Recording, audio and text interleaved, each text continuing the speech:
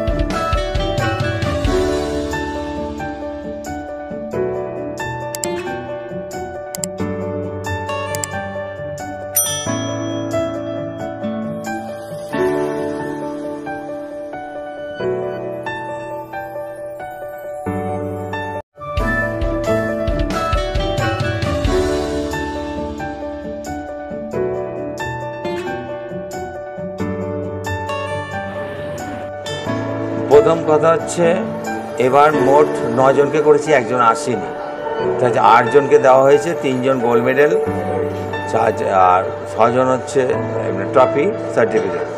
এবার আমরা প্রথম গিফট করেছি, একটা কাপের উপর দিয়ে করা হয়েছে। এখানে মডেল আছে বেশি, তারপর সমাজসেবা আছে, তারপর আমাদের আয়ুর্বেদিকের উপর দেওয়া হয়েছে, তারপর বলে দিলাম তো মোট ৯ জন, তার মধ্যে একজন আসেনি, আছে ৬ জন, মানে মোট ৮ জন হয়েছে আজকে একজন। আজ আগামী দিনের কর্মসূচিটা হচ্ছে যে আমরা নেক্সট যেটা করতে চলেছি সেটা হচ্ছে গ্ল্যামারগুলোকে সঙ্গে নিয়ে ফটোশ্যুট করে আমরা ক্যালেন্ডার শ্যুট করব, করে সেটাকে ডিসেম্বরের লাস্টে কি জানুয়ারি প্রথম দিকে আমরা একটা অ্যাওয়ার্ড প্রোগ্রাম করবো, করে সেটাকে উন্মোচন করবো, প্লাস অ্যাওয়ার্ড প্রোগ্রামটা হবে, এটাই আমাদের লক্ষ্য।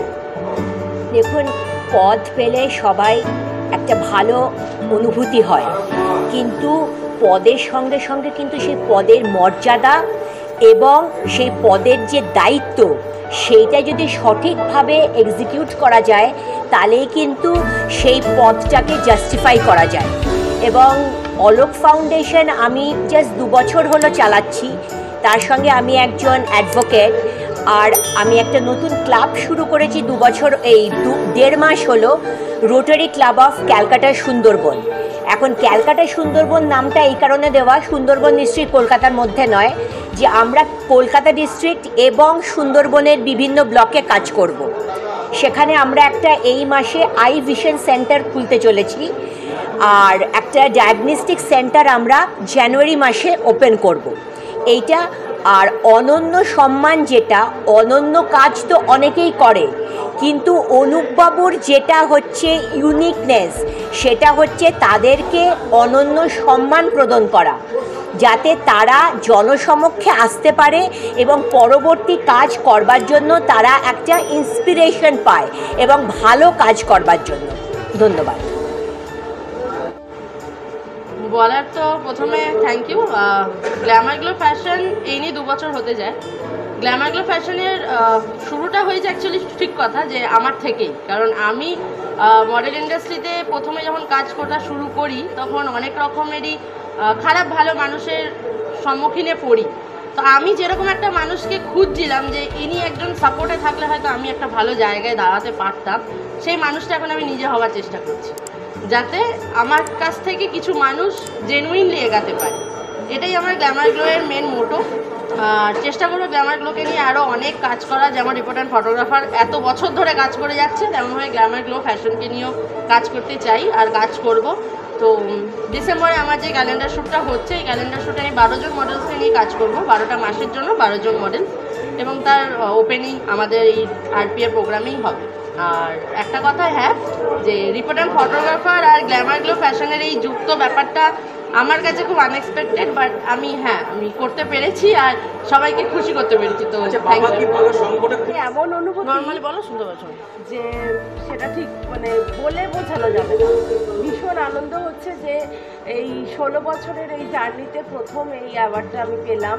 তো সেই হিসাবে সত্যি এতদিনের জার্নিতে আমার এটা একটা বিশাল অ্যাচিভমেন্ট।